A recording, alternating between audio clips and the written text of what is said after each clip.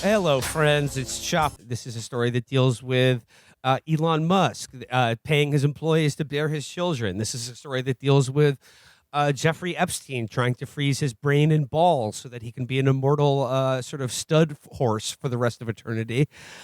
This is an article that was in Business Insider last week. Headline: Billionaires like Elon Musk want to save civilization by having tons of genetically superior kids. Inside the movement to take control of human evolution, by Julia Black. So, it's okay. So, like, a movement to take control of human evolution. I wonder how this will turn out. So, the article focuses on this very sort of ambitious, teal-sponsored couple and their attempts to sort of gamify human reproduction to ensure that their superior genetic stock dominate the human race in the millennia to come. So I'm just going to begin here. Sitting in their toy-filled family room on a sunny September afternoon, Simone and Malcolm Collins were forced to compete with the wails of two toddlers as they mapped out their plans for humankind. I do not think humanity is in a great situation right now, and I think if somebody doesn't fix the problem, we could be gone. Malcolm half shouted as he pushed his sniffling 18-month-year-old Torsten back and forth in a child-sized Tonka trunk. Along with his 3-year-old brother Octavian and his newborn sister Titan Invictus, Torsten has unwittingly joined an audacious experiment. According to his parents' calculations, as long as each of their descendants can commit to having at least 8 children for just 11 generations, the Collins bloodline will eventually outnumber the current human population. If they succeed, Malcolm continued, we could set the future of our species. Okay, one thing, someone did try this. Someone did try raising the perfect baby. They tried raising a baby who never even tasted processed sugars, who never saw cartoons, who only heard Beethoven and Mozart, and all his days were spent in athletic pursuit and eating raw liver and listening to classical music and hearing philosophy. It was Todd Maranovich. The quarterback, Marv Maranovich, tried to make his son into the perfect athlete. He tried to make Todd into the perfect athlete by doing this, doing every goofy thing that these people are doing. And wouldn't you know it, by the time he was 18, he completely fucking burned out. He hated his life. And the second that he left the house, he just got addicted to drugs and became one of the biggest football busts of all time. Oh, don't tell me about it. Oh, we drafted him instead of Barry Sanders. Jesus Christ. They could have had Brett Favre and Barry fucking Sanders at the same time, but they got Todd fucking Maranovich, that fucking Polak piece of shit. It's not his fault. It's not his fault, okay? His dad ruined his life. Marv really fucked his life up. But I will say Marv made some amazing discoveries in strength and conditioning science, but holy shit, did he ruin his son's life. You cannot do this to a kid. They're gonna explode. They're gonna explode one way or another. Well, yes, these kids are not having 8 kids. But here's the thing, though. That is what a peasant would do to try to make a god among men, right? That's what a block-headed Polak would do. The kind of people whose job it is in life to, muck out the stables of the true global elites. These guys are training their children to be mind samurais. Yes. To cut through reality with their brain blades. And prove themselves worthy, basically, of the machine that they worship. I take it prove back. themselves worthy of the internet. I take it back. Knowing that these are Thiel-funded people, this is a Thiel project.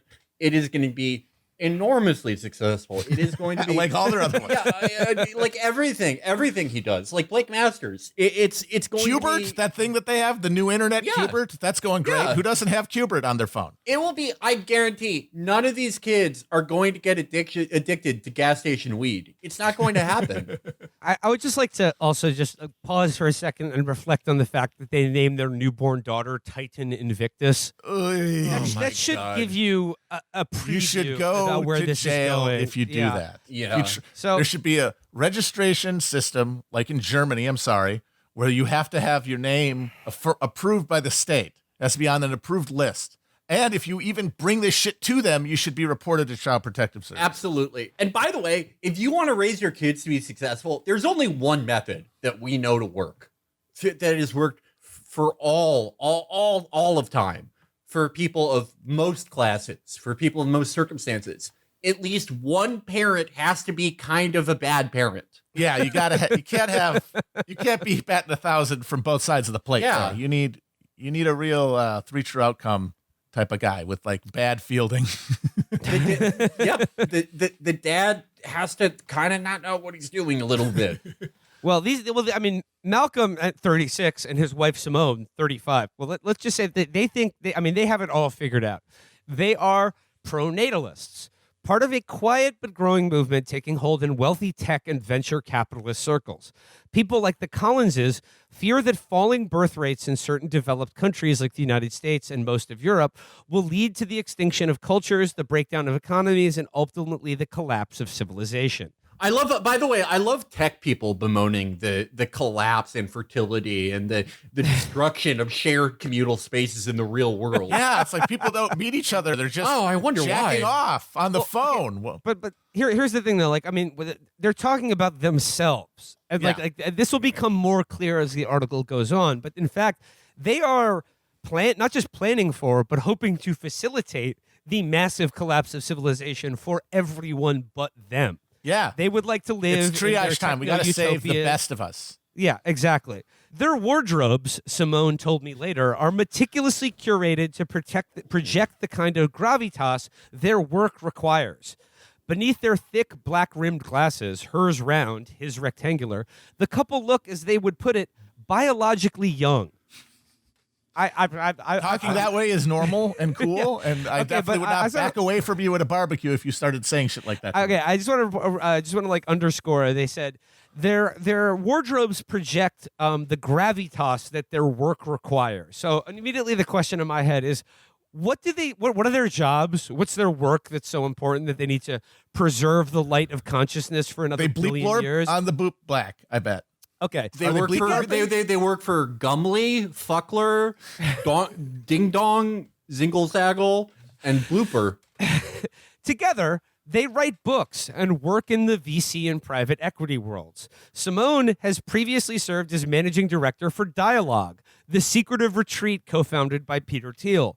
While they so he's just like his she's Peter Thiel's like cruise director, basically. Like she keeps this guy entertained. Oh my God. Yeah, it's the middle-aged woman from Wet Hot American Summer, but racist. Yep. Yeah, I'm the chief key jangler for Peter Thiel. I keep him entertained. I keep him slapping his sticky hands together in glee. It says here, while they relate to the anti-institutional wing of the Republican Party, they're wary of affiliating with what they call the crazy conservatives. Okay, I'm sorry, like not a single jug hooter is as insane as these two people. You are trying to become Genghis Khan. Yes, but like in a computer.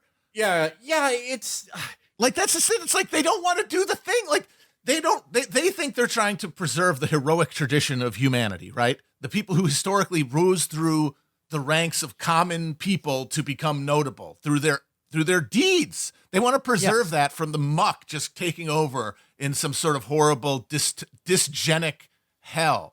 But what they forget is that technology has changed it so that we're not selecting. Our meritocracy is not selecting heroism. It's selecting who can be the most hollow, empty fucking slave to the machine. Who is the best at carrying out the will of an algorithm? That does not allow room for humanity and heroism. It's the opposite. It's everything that is shallow and empty and weak about humanity reified into a value system that you get to perpetuate because it doesn't require the consent of a bunch of people. It requires you controlling a line of code in a room, in a basement. So you get to you imagine I'm saving humanity. You're actually dooming humanity and ensuring the only thing left is this flesh appendage to a machinery of capitalism. These are people. Yeah, I mean, they're doing exactly that.